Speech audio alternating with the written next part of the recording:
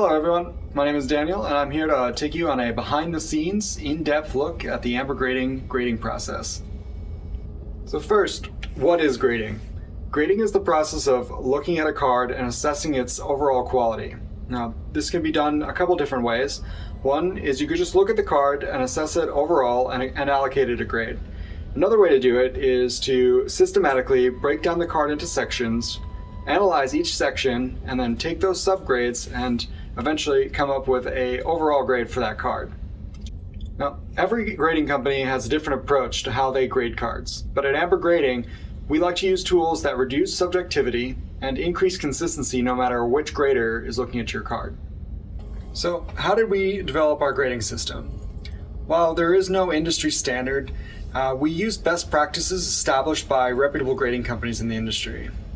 The most important part about grading to us is building a system that can be repeated, that is clear, that's easy to understand, and ultimately that makes sense. The grading algorithm that we developed allows for us to input the information that we see and leaves the calculations to the computer. We utilize computers as tools for processing our information and also for improving our consistency while reducing our subjectivity. But our process is, and likely always will be, conducted by a person. Is TCG card grading different from sports card grading? Well, yes. While most companies are dedicated to sports cards, there are differences in the TCG market that require a different approach to grading cards, like Pokemon and Magic the Gathering. While the end result is similar, the things that may be important to TCG collectors may not be important to sports card collectors. So our process varies from sports card grading in a crucial way. We accept misprints and oddities, and our process accommodates them without affecting their grade. Anomalies such as miscuts, print errors in the sports card world often devalue a card, whereas anomalies within TCGs can often increase the value. That said, any qualifier that we accept, there will be an annotation on the card's label and within its report. So how does Ambr Grading actually grade a card? So we've designed a repeatable system with 18 points of observation, looking at the surface, edges, center, and corners of every single card. And each of those aspects is then compared against a really explicit criteria. Some observation points are measured using a computer and then verified, while others are checked by a set of graders. To reduce subjectivity, every single card is graded twice, with the first results hidden.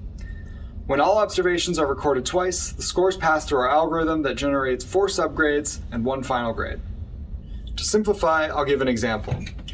So, if there's a defect on the top right corner, and no other defects are found on that corner, a score that matches that criteria is entered into the grading calculator for the top right corner.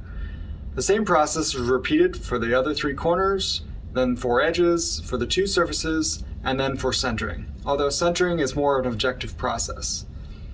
After the scores are recorded by a second grader, the scores are compared and balanced to determine the card's grade and subgrades. The score balancing enforces stricter adherence to the criteria, and thus, the grade is likely to be more accurate. So, rather than explain a card's condition with a term like mint or near mint, we decided to deviate and use a letter score. We noticed that many companies use the term mint, and in most cases, that term is used to describe anything from a 6 to a 9. With that being the case, the word didn't carry much value. A letter score is something nearly anybody can understand. If you get a C, you know the card is not perfect, but you know it's not terrible either. By creating a system that looks for variance and minimizes subjectivity, each card is given a uniform assessment, which produces a more consistent grading program. You might be curious as to how a card receives the score of a 10, or a perfect score. As a service to our customers, we feel the highest practical level of scrutiny is the most honest form of grading. In order to receive a 10 from Ambr Grading, a card has to be flawless and perfectly centered. While most grading companies offer 2 tiers of a 10, we felt this was unintuitive and not transparent to our customers. A score of a 10 is incredibly difficult to achieve using the Ambr Grading system. You may be wondering, can I see why my card got the grade it did? Yes. Each card gets scanned at high resolution upon intake. These high-res scans are retained, and the pre-grading images of your card are available on the digital report, which can be found on our website. The digital report displays all of the data and images about your card. You'll have access to your final grade, subgrades, qualifiers, and more. We'll cover the intake process and the digital reports in a future video. In the spirit of transparency, we hope that this gives you a better understanding of our approach to the grading process. Our goal is to produce an accurate and consistent grade tailored to TCGs, which properly represents the condition of the card. Thanks, and if you have any questions, please reach out to the email address below. Please click like and subscribe to keep up to date on all things Ambr Grading.